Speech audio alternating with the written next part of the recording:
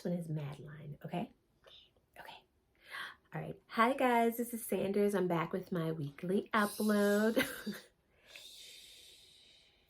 I'm back with my weekly upload, and today I'm going to be reading one of my favorites. It's Madeline. Did you guys guess from the teaser? Anyways, it's one of my favorite. I'm going to be reading it to you all today. But first, outfit of the day. Okay, outfit of the day.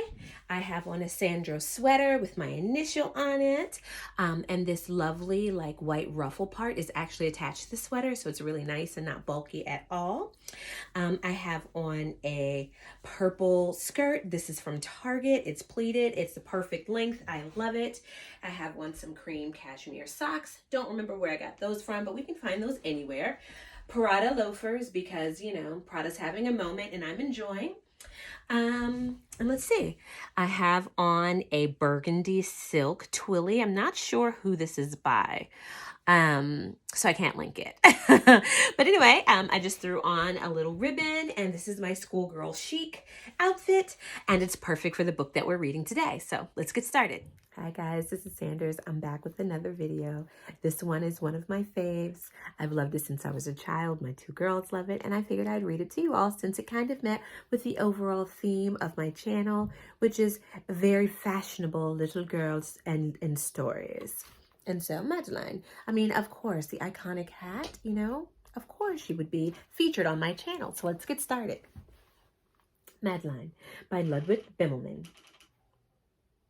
In an old house in Paris that was covered in vines lived 12 little girls in two straight lines. In two straight lines, they broke their bread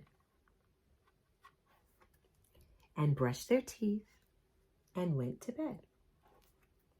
They smiled at the good and frowned at the bad.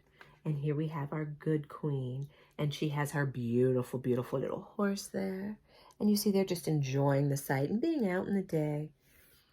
And here we have a robber who's stealing money and the police are chasing. So, of course, they are very upset by that. And sometimes they were very, very sad. And there they are. They see a soldier who's hurt himself. And so they're very sad to see that because he is a hero that has been wounded. They left the house at 9:30 in two straight lines, in rain or shine. And look, in the shine, they have their beautiful balloons. They're just walking and enjoying the day. The smallest one was Madeline. She was not afraid of mice. She loved winter, snow, and ice. To the tiger in the zoo, Madeline just said, pooh, pooh. And look, the tigers. It looks quite a lot like the Gucci tiger, actually.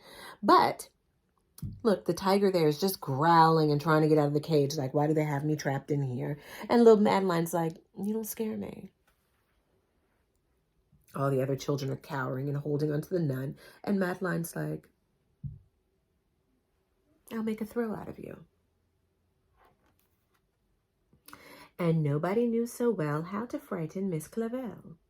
And look, everyone is walking in a straight line across the bridge, but not little Madeline. She's walking along the rail. And poor Miss Clavel is like, Jesus.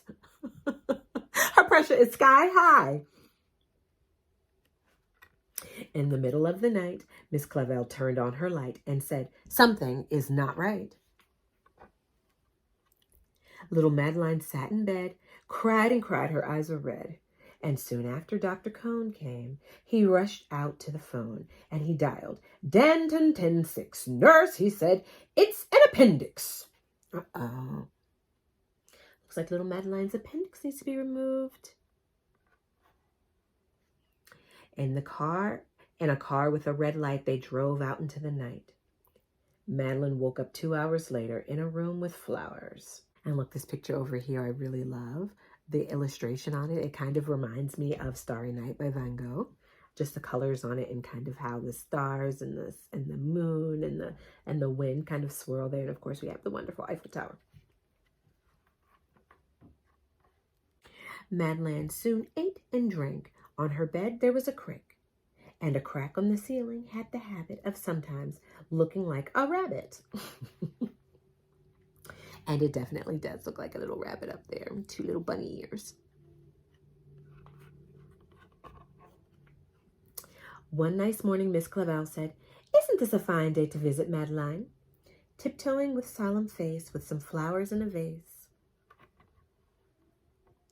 And they walked, and then said, "Ah," when they saw the toys and candy and the dollhouse from Papa. And look, they all came in and they were expecting to see poor little Madeline laid up sad. But look, she's here. She's got flowers. She's got candy. She's got a dollhouse. She got some new baby dolls. They're playing with the crank on the bed. Like, she is really in there enjoying herself. She probably has a TV. She's watching Maury. I know I'm not the only one that stays home on sick days and watches Maury and Judge Judy. So, like, of course, that little Madeline was doing that as well. But the biggest surprise by far, on her stomach was a scar. And look, she's there showing off her war wounds, her battle wounds. "Goodbye," they said. "We'll come again." And the little girls left in the rain. They went home and broke their bread, brushed their teeth, and went to bed. And look, they're laying there in the bed, and they're all frowning. What could be wrong?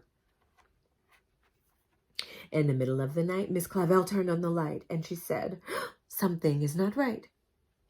And afraid of a disaster, Miss Clavel ran fast and faster, and she said, "Please, children, do tell me what is troubling you." And all the little girls cried, "Boo-hoo! We want to have our appendix out too." They all want to go to the hospital and have fun and have the toys and the candy and the bonbons and the crank on the end of the bed. They want to go hang out with Madeline. "Good night, little girls. Thank the Lord you are well. And now go to sleep," said Miss Clavel. And she turned out the light and closed the door.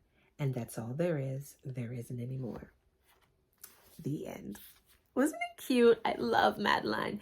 It's just something about this book. It's so like simple. There isn't very much text. Even the illustrations are just kind of very basic, but it's something about it. There's just like the cutest little story about our brave little Madeline. Now, because it's me, we're going to discuss the fashions. Now, I have a little cousin who was dressed as Madeline one Halloween. She was the most adorable. I think she was like an infant around the time.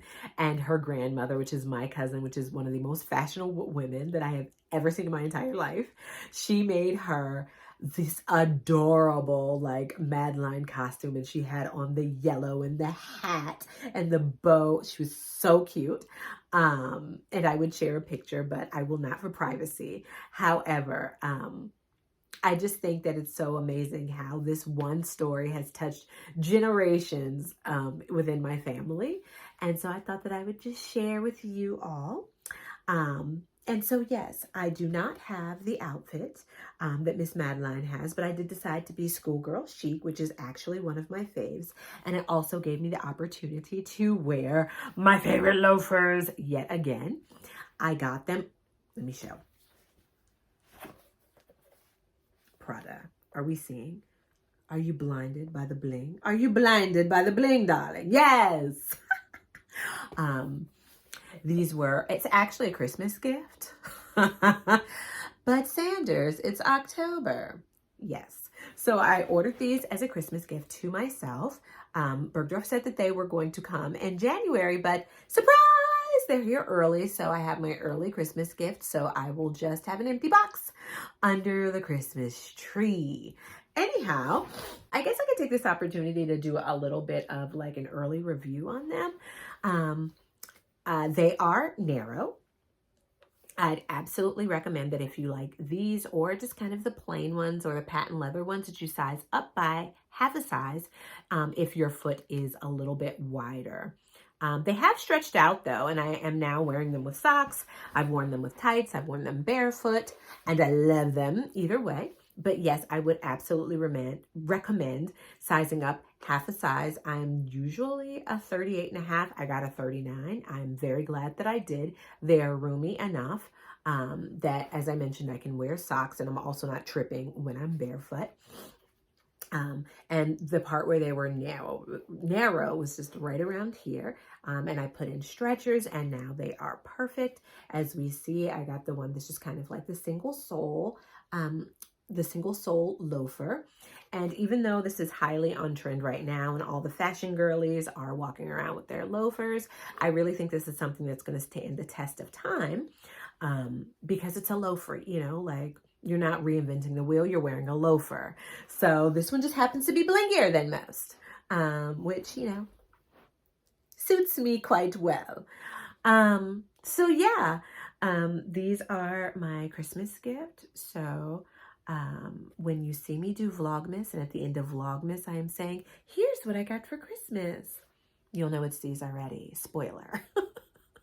Since we are discussing the holiday season, I'm thinking I might actually do Vlogmas, right?